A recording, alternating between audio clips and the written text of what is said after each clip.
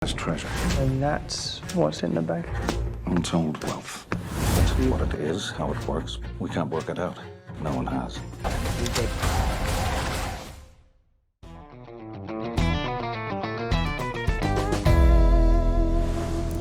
Halo guys, masih bersama Dava di sini. Kali ini ceritanya tentang perampokan bank yang bisa dibilang sangat rumit dan mustahil.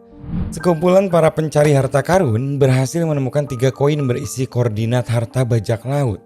Namun sayangnya koin itu disita oleh pemerintah dan ditempatkan di dalam berangkas bank paling rumit di dunia dengan mekanisme abad ke-19. Dan seorang mahasiswa teknik beserta teman-temannya berusaha membobol berangkas itu dan mengambil kembali koin tersebut. Nah, kira-kira berhasil nggak guys? Yuk langsung saja pasang headsetnya, jauhi tempat ramai, dengarkan baik-baik, dan ini dia cerita The Foul 2021. Di tahun 1645, satu kapal besar milik bajak laut Inggris bernama Drake karam di Samudra Atlantik dekat perbatasan Spanyol. Kapal itu diserang oleh armada Spanyol karena Drake telah mencuri harta milik Spanyol yang akan diberikan kepada kerajaan Inggris. Dan di tahun 2009, tepatnya tanggal 9 September, sekumpulan pencari harta karun Inggris bernama Atlantis Group berusaha kembali mencari dan meneliti harta yang tenggelam bersama kapal itu. Walter sebagai pemimpin memandu dari atas kapal ketika 2 orang kepercayaannya menyelam ke dasar laut. Penyelaman ini tidak mudah, namun untungnya mereka berhasil menemukan barang-barang berharga yang dicari. Walter tentu saja sangat bahagia karena hampir selama 30 tahun ini ia meneliti supaya bisa menemukan harta karun tersebut. Saat semua penemuannya itu diangkat dan saat akan merayakan keberhasilan itu bersama sahabatnya James, mereka dikejutkan dengan kedatangan petugas bea cukai. Karena ya aksi mereka ini ternyata tanpa izin alias ilegal.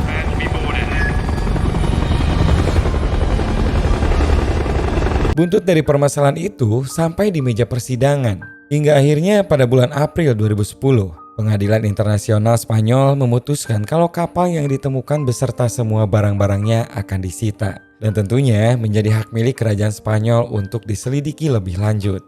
Sebelum para peneliti siap melakukan penyelidikan, maka demi keamanan seluruh harta karun penemuan itu akan dibawa ke sebuah berangkas yang terkenal paling aman di dunia yang ada di Bank Spanyol. Dengan pengawalan ketat dari militer, semua harta itu diangkut ke dalam bank dan diawasi langsung oleh seorang kepala bernama Gustavo yang terkenal sangat detail dalam penjagaan. Setelah persidangan, Walter pergi menemui Margaret yang merupakan agen MI6 Inggris untuk meminta pertolongan. Walter berharap kerajaan Inggris mau membantunya sebelum para peneliti Spanyol menyadari kalau di dalam harta itu ada sesuatu yang lebih besar lagi.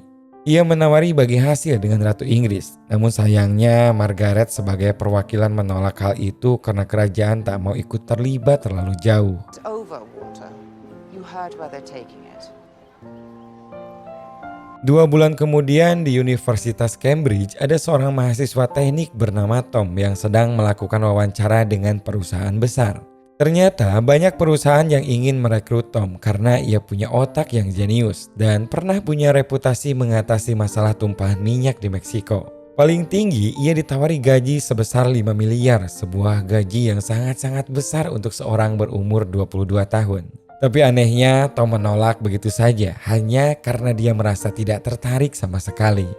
Di hari itu ada 8 perusahaan besar yang semuanya Tom tolak, hingga hal itu membuat ayah Tom kecewa dan memarahi Tom saat makan malam. Di tengah percakapan itu tiba-tiba saja Tom mendapatkan sebuah pesan misterius dari nomor yang tidak dikenal. Pesan itu menyuruhnya pergi ke suatu tempat dan anehnya guys, si pengirim tahu kalau Tom sedang dimarahi oleh ayahnya karena masalah tawaran pekerjaan yang selalu ditolaknya. Pesan itu membawa Tom ke sebuah pameran seni dan di sana ia bertemu dengan seorang wanita bernama Lauren. Dalam pertemuan ini Tom semakin penasaran dengan maksud dan tujuan Lauren yang mengajaknya untuk bergabung dengan kelompoknya. Tom yang semakin penasaran saja kemudian ikut bersama Lauren ke sebuah bar dan di sanalah akhirnya ia bertemu dengan Walter. Setelah berkenalan, Walter kemudian mengungkapkan maksudnya. Walter ingin Tom membantunya untuk mengambil barang di sebuah tempat dengan penjagaan terketat, sekaligus memecahkan sebuah berangkas yang selama hampir 80 tahun belum pernah ada satupun orang yang bisa memecahkannya. Walter tahu kalau Tom punya kejeniusan di bidang teknik dan pastinya menyukai sesuatu yang menantang sekaligus bakal membuat kaya raya. Tanpa menanyakan bersedia atau tidaknya, Walter kemudian memberikan tiket perjalanan ke Madrid. Setelah pertemuan itu, Tom kemudian mencoba mencari tahu sendiri tentang keberadaan brankas yang dimaksud. Dan saat itulah Tom menyadari kalau brankas itu berada di Bank Spanyol. Sementara untuk brankasnya sendiri ternyata menggunakan mekanisme abad ke-19 dan belum ada satupun orang yang bisa mengetahui cara kerjanya. Tom akhirnya merasa tertantang dan keesokan harinya ia segera terbang ke Madrid yang langsung disambut oleh Lauren. Hari itu tanggal 3 Juli dan bertepatan dengan perempat final Piala Dunia 2010 sehingga di jalanan banyak sekali para pendukung Spanyol yang menyuarakan kemenangan ketika negaranya akan melawan Paraguay. Sesampainya di tempat yang dituju, Tom langsung dikenalkan dengan semua anggota Atlantis Group. Di sana ada Klaus di bagian IT, James sebagai perencana, Simon menjadi penyedia alat-alat apapun yang dibutuhkan, dan yang terakhir yaitu Lauren, yang sudah dianggap keponakan sendiri oleh Walter. Setelah berkenalan, malamnya Walter dan Tom mengobrol di sebuah kafe. Di sana Walter menjelaskan kalau di tahun 1500-an Sir Francis Drake mencuri harta kekayaan Spanyol dan menyimpannya di suatu tempat. Satu-satunya petunjuk atau koordinat tempat tersebut terukir dalam 3 koin emas yang sekarang ikut tersita oleh pemerintah. Saat ini Spanyol belum meneliti harta sitaan itu karena semua orang masih berfokus pada Piala Dunia. Dan mereka belum menyadari kalau ada kekayaan yang terhingga di dalamnya. To put a ball in a net. Unnecessary, unessential. Di malam selanjutnya mereka berkumpul untuk menyusun rencana. Walter kemudian menjelaskan mengenai sistem keamanan seperti sensor gerak dan kamera pengawas. Selain itu, mereka juga harus khawatir karena bank tersebut keamanannya dipimpin oleh Gustavo, yaitu mantan pimpinan pasukan khusus anti-teroris. Mereka nantinya akan masuk melalui jalur bawah tanah. Namun saat itu, James dan juga Simon masih dalam tahap pencarian rute karena nyatanya di bawah tanah Madrid banyak sekali jalur. Tom punya tugas yang bisa dibilang sangat berat. Tom harus bisa memecahkan brankas tua berumur 80 tahun. Bentuk dan letaknya juga belum diketahui dan sejauh ini informasi mengenai brankas hanya berupa sketsa. Dan ternyata sketsa itu pun digambar di tahun 44. Namun walau begitu, untuk solusinya nanti mereka akan memasang magnetometer, yaitu alat untuk memindai area brankas supaya nantinya bisa mendapatkan gambar yang lebih detail lagi. We're gonna take a magnetometer read. Well, you're going in there tomorrow? Keesokan harinya rencana pertama dimulai. Tom dan Simon berpura-pura menjadi cleaning service dan berhasil masuk tanpa kendala apapun. Dengan arahan dari Walter, Simon kemudian segera mencari ruang server untuk memasang transmitter agar Klaus di ruang markas bisa mengakses semua CCTV. Di saat yang bersamaan, Lauren juga masuk menyamar sebagai pengamat seni dan berhasil mengambil sidik jari Gustavo dengan gelas minuman yang ia bawa. Selanjutnya, Lauren diantar ke salah satu ruangan dan di sana sesuai arahan dari Klaus ia berpura-pura membersihkan lukisan itu. Setelah Klaus mempaus kameranya, Lauren segera melakukan tugasnya untuk mengambil salah satu kunci brankas yang kemudian ia scan dengan alat yang ia bawa. Sementara itu, Tom diarahkan untuk masuk ke ruang rapat yang mana tepat di bawah ruangan rapat itu adalah brankas yang mereka incar. Di sana Tom segera memasang magnetometer. Namun sayangnya saat mesin itu baru saja bekerja, tiba-tiba sekumpulan petinggi datang untuk melakukan rapat. James di sini segera memerintahkan agar Tom keluar. Namun Walter tak setuju karena menurutnya sudah tak ada kesempatan lagi. Di sisi lain, Lauren berhasil masuk ke ruangan lainnya dan ia tampak sedang melakukan scan untuk kunci brankas yang kedua. Kembali lagi kepada Tom, tanpa diduga mesin itu macet sehingga ia tak sengaja malah menambah daya dan membuat sensor yang ada di bank hidup. Semua yang ada di ruangan itu pun segera berlarian karena menganggap itu kebakaran. Sedangkan Gustavo langsung memerintahkan agar semua orang dikumpulkan di aula, tidak boleh ada yang masuk ataupun keluar. Keadaan di sana menjadi sangat genting, apalagi Lauren juga tak sempat mengembalikan kunci yang ia scan. Saat Lauren akan dibawa ke aula, kunci itu ia lemparkan kepada Tom dan dengan cepat Tom pun mengembalikan kunci itu ke tempatnya. Beruntung guys, saat itu mereka tak dicurigai dan Gustavo terpaksa harus membubarkan orang-orang itu karena ia mendapat laporan kalau brankas dalam keadaan aman. mano salta solo porque sí. Esok harinya, mereka semua kembali berkumpul untuk membahas hasil scan dari alat magnetometer. Di sana akhirnya bisa terlihat jelas kalau brankas tersebut dilengkapi sebuah jebakan air yang mampu menenggelamkan seluruh brankas beserta isinya. Perlahan-lahan mulai terungkap kalau ternyata sensor yang digunakan untuk jebakan itu adalah sebuah timbangan raksasa yang jika terjadi perubahan bobot ataupun gerakan maka akan memicu air jebakan itu. Gears, rack and pinion gears. When the vault floods, the whole thing sinks down into the chamber. Sementara Tom memikirkan solusinya, Gustavo mendapat informasi kalau 2 orang kemarin bukan petugas kebersihan dan tidak ada data-datanya di kepolisian Spanyol. Ia meminta kepada direktur agar penjagaan diperketat karena ia yakin orang-orang itu berusaha mencuri sesuatu di bank Spanyol. Di sisi lain, Walter juga menyadari hal itu lewat CCTV. Tak ingin usahanya ketahuan dan gagal, ia pun menelpon Margaret di London untuk meminta bantuan dengan menawarkan 50% bagi hasil untuk kerajaan. Margaret akhirnya setuju membantu dan tak lama kemudian Gustavo mendapat laporan kalau bandara Inggris telah menangkap orang yang dicurigai. Tom terus berusaha berpikir. Ia rela tak tidur hampir selama 2 hari demi menemukan bagaimana solusi mengakali timbangan itu. Sampai pada akhirnya saat minum di bar bersama Lauren, ia melihat seorang bartender menyemprotkan hidrogen ke sebuah gelas. Tom akhirnya berpikir untuk membekukan timbangan lalu disimpan dengan air di atasnya. Dan ternyata guys, timbangan itu sama sekali tidak menunjukkan pergerakan karena pernya yang mengeras. Satu masalah teratasi, namun sialnya ada masalah lain. James dan Simon memang berhasil menemukan jalur bawah tanah yang mengarah ke bank. Mereka berdua juga di sana menemukan struktur timbangan raksasa yang Tom ceritakan kemarin. Ternyata tembok yang akan mereka bor terbuat dari bahan titanium dan membutuhkan setidaknya 15 hari. Bisa saja lebih cepat, tapi tentunya hal itu akan membuat sensor alarm berbunyi. Walter pun putus asa karena 15 hari terlalu lama dan pemerintahan Spanyol pasti sudah keburu melakukan penyelidikan terhadap harta karun itu. Walter yang putus asa kemudian berusaha menenangkan diri di atas gedung. Dan saat itulah ia mendapat ide saat melihat alun-alun yang berada tepat di depan bank dipenuhi orang-orang yang lagi menonton Piala Dunia. Ia melihat semua CCTV bank mengarah ke keramaian. Dengan kata lain, Walter dan timnya bisa menggunakan jalan atas untuk masuk. Ia kemudian menceritakan idenya untuk memanfaatkan final Piala Dunia sebagai pengalihan kamera CCTV.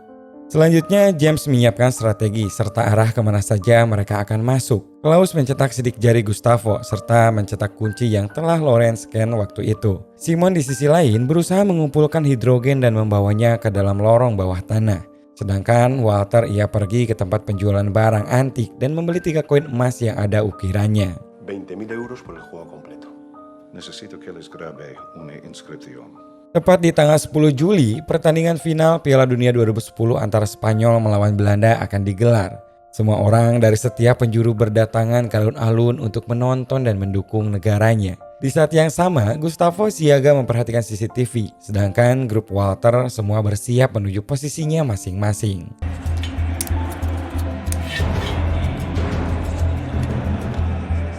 James, Lauren, dan Tom lalu bergerak menyelinap dari atap gedung dengan peralatan yang sudah mereka siapkan.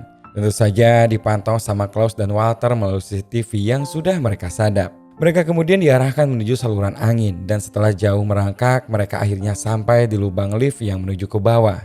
Satu persatu mereka mulai menuruni tali lift dan berhasil sampai di lantai dasar. Mereka harus bergegas karena mereka hanya punya waktu selama pertandingan final itu berlangsung. Sebelum mencapai pintu brankas utama, mereka harus membuka dulu pintu aksesnya dan dengan adanya Klaus hal itu tidak menjadi kendala. Mereka dengan mudah membuka pintu itu dan bisa melanjutkan untuk membuka pintu brankas yang selama ini mereka incar. Di sana Lauren dan Tom menggunakan kunci di kedua sisi secara bersamaan. Sementara James membuka akses di bagian tengah dengan menggunakan sidik jari Gustavo. Akhirnya apa yang mereka cari kini ada di hadapan mereka. Setelah terbuka, Simon langsung membekukan timbangannya dari bawah menggunakan nitrogen yang dibawanya.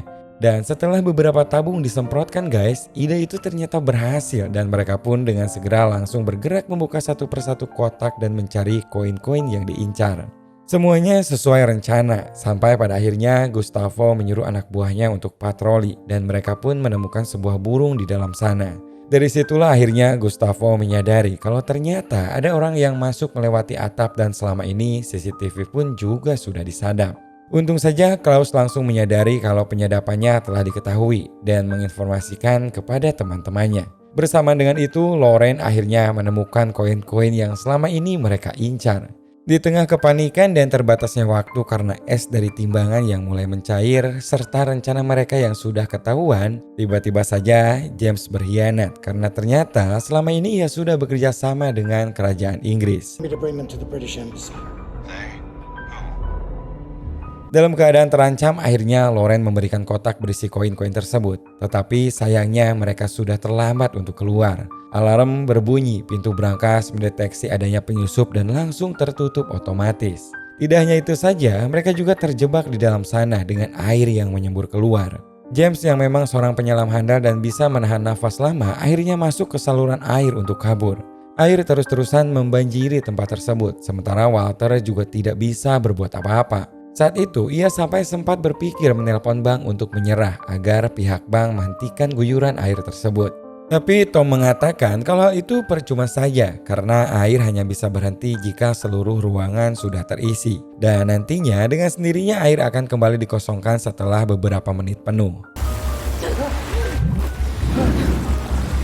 Nah, saat keadaan semakin mendesak itu, Tom mendapat ide untuk memanipulasi timbangan, yaitu dengan menambah beban timbangan agar sistemnya nanti mendeteksi sudah penuh. Simon yang menyadari arahan dari Tom lalu dengan segera mengangkat tabung-tabung nitrogen ke atas timbangan. Sementara itu guys, Gustavo dan anak buahnya bergegas turun menuju brankas untuk memeriksanya.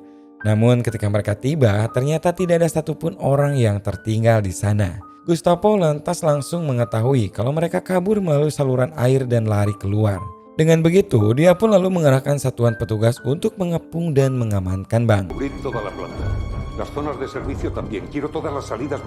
Hal ini membuat Walter dan Klaus panik karena mengetahui kalau teman-teman mereka sedang dalam keadaan terancam. Di tengah-tengah kejaran para petugas, Loren tiba-tiba teringat sebuah ruangan milik direktur bank saat memeriksa lukisan dan kebetulan di sana jendelanya tidak pernah tertutup rapat.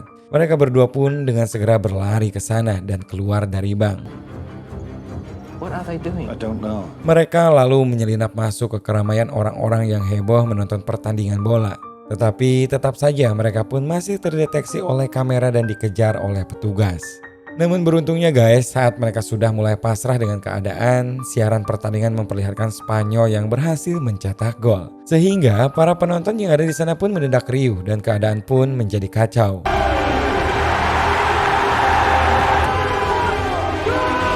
Di lain waktu, setelah berhasil mendapatkan koin incaran, Walter pergi menemui Margaret di sebuah restoran. Dan mengejutkan guys, Margaret mengungkapkan sebuah fakta kalau ternyata pihak Inggris juga mengincar koin-koin tersebut. Tetapi sialnya, ternyata koin-koin yang diambil James merupakan replika dari koin aslinya yang mengarahkan mereka ke sebuah koordinat palsu. Switch the coins. Clever. Ternyata Walter sudah merencanakan semuanya dengan matang karena sudah mencium kecurigaan kepada James dan temannya Margaret. Karena misi mereka sudah berhasil, kini akhirnya mereka semua pergi liburan ke Paris untuk merayakan kemenangannya. Di sana mereka pun menyusun rencana untuk misi selanjutnya guys. Karena ternyata setelah dilacak, koin tersebut kembali mengarahkan mereka pada koordinat sebuah bank di kota London, Inggris. Dan misi selanjutnya kembali berpetualang menyusup masuk ke dalam bank untuk menemukan harta karun rahasia incaran mereka.